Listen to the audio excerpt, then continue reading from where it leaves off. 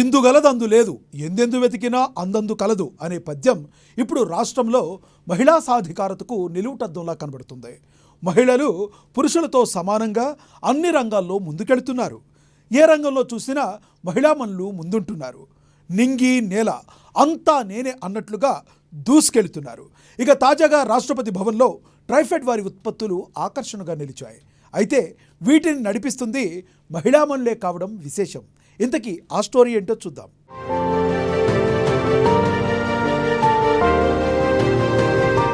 భద్రాచలంలోని Srirama joint liability group ఆధ్వర్యంలో గిరిజన మహిళలు అన్ని రంగాల్లో దూసుకెళ్తున్నారు. తాజాగా రాగి, జొన్న బిస్కెట్లను తయారు చేస్తూ స్వయం ఉపాధి పొందుతున్నారు. గిరిజన మహిళలు స్వయం శక్తితో ఆర్థికంగా బలపడేందుకు ఐటీడీఏ సహకారం అందిస్తోంది. ఇందులో భాగంగా మిల్లెట్స్ వాడకంతో రాగి, జొన్న బిస్కెట్ల తయారీకి అవసరమైన శిక్షణ, యంత్రాల పరికరాలు అందించడంలో కృషి చేస్తుంది. గతంలో శానిటరీ నాప్కిన్ యూనిట్ ఏర్పాటు సమయంలో కేటాయించిన దాంట్లో మిగిలిన మొత్తంలో ఈ యూనిట్ను ఏర్పాటు చేయడం జరిగిందంటున్నారు ఐటీడీఏ నిర్వాహకులు. ఐటీడీఏ సహకారంతో రోజుకు 5 కేజీల బిస్కెట్లను తయారు చేస్తున్నట్లుగా తెలిపారు.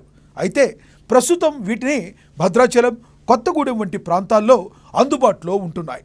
గిరిజన స్టాళ్లను త్వరలో ఖమ్మంలో సైతం అందుబాటులోకి తెచ్చేలా కసరత్తులు చేస్తున్నారు.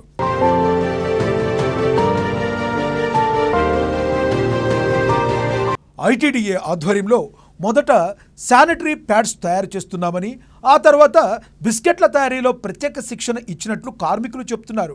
రాగి, జొన్న బిస్కెట్ల తయారీ శిక్షణ కోసం మహిళలు హైదరాబాద్లోని రాజేంద్ర నగర్లో శిక్షణ పొందారు. ఈ క్రమంలో నేర్చుకున్న వారు స్వయంగా రాగి, జొన్న బిస్కెట్ల తయారీ సక్సెస్ఫుల్ అయిందన్నారు. ఈ క్రమంలో బిస్కెట్ల తయారీ ప్రక్రియను మరింత పెంచేందుకు ఆ దిశగా అడుగులు వేస్తున్నట్లుగా కార్మికులు చెబుతున్నారు. అది తయారు చేస్తుంటే అది 3 నెలలకు ఒకసారి ఆర్డర్ ఉంటుంది, అది తీసుకుంటారు. తర్వాత మాకు వర్క్ లేదు సార్ అని అడగటం జరిగింది పీఓ గారిని. అయితే వర్క్ లేదంటే ఏం చేస్తారమ్మా అని అడిగారు. ఇట్లా మిల్లెట్ బిస్కెట్ తయారు చేస్తాం సార్ అన్న. మిల్లెట్ బిస్కెట్ తయారు చేయడం అంటే చాలా ఉంటుందమ్మా, అది మీ వల్ల అవుతుందా అంటే అవుతుంది సార్, మీరు నేర్పించండి అని అడిగాను. నేర్పించండి అంటే రాజేంద్ర నగర్ అటు పంపించారు ట్రైనింగ్కి పంపిస్తామే కాకుండా మళ్ళీ వచ్చాం సార్, ట్రైనింగ్ నేర్చుకున్నాం, మాకు ఓవెన్ కొనుక్కోవటానికి అమౌంట్ లేదన్నా. అమౌంట్ లేదంటే నెలకింత కట్టుకుంటాం కానీ అమౌంట్ ఇవ్వండి అంటే సాయం చేశారు. 1 లక్ష రూపాయలు ఇచ్చారు. ఇస్తే దాంతో ఓవెన్లు అవి కొనుక్కున్నాం, పిండి కలపడానికి మిషన్లు అన్నీ కొన్నాం, కొని తయారు చేస్తున్నాం. ఆర్గానిక్ బిస్కెట్ల తయారీకి రాగి పిండి, బెల్లం, బటర్, నెయ్యి వంటి పదార్థాలను వాడుతున్నట్లు తెలిపారు నిర్వాహకులు. అలాగే జొన్న పిండి, బెల్లం, బటర్, నెయ్యిలతో జొన్నతో మరో రకం బిస్కెట్లను తయారు చేస్తున్నారు. చిన్న ఓవెన్ ద్వారా బిస్కెట్ల తయారీని గిరిజన మహిళలు చేపడుతున్నారు. వారు ఊహించినట్లుగానే రాగి, జొన్న బిస్కెట్లకు డిమాండ్ ఉండడంతో పెద్ద ఓవెన్లో కొనుగోలు చేసేందుకు మహిళలు సిద్ధమవుతున్నారు. దీని ద్వారా ఒకేసారి 600 బిస్కెట్లు తయారయ్యే అవకాశం ఉంటుందని, దీంతో అందరికీ అందించేందుకు అవకాశం ఉంటుందని వారు అభిప్రాయపడుతున్నారు.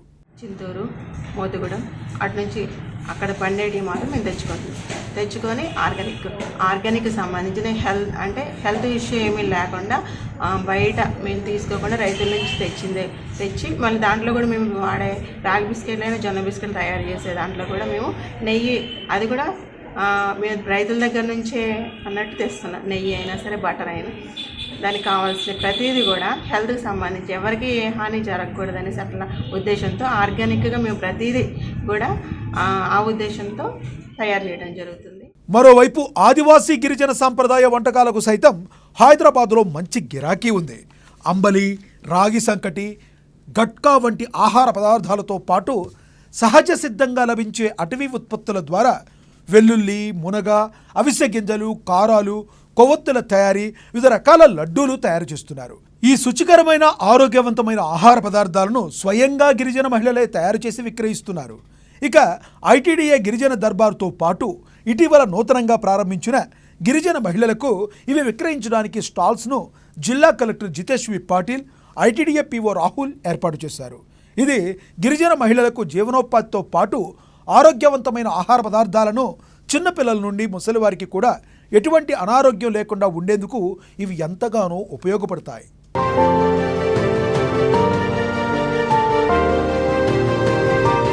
అధికారులు మరింత పెట్టుబడులు పెట్టిస్తే పెద్ద మొత్తంలో ఈ గిరిజన సాంప్రదాయ ఆహార పదార్థాలను ఎక్కువగా విక్రయించడానికి అవకాశం ఉందని గిరిజన మహిళలు సంతోషం వ్యక్తం చేస్తున్నారు.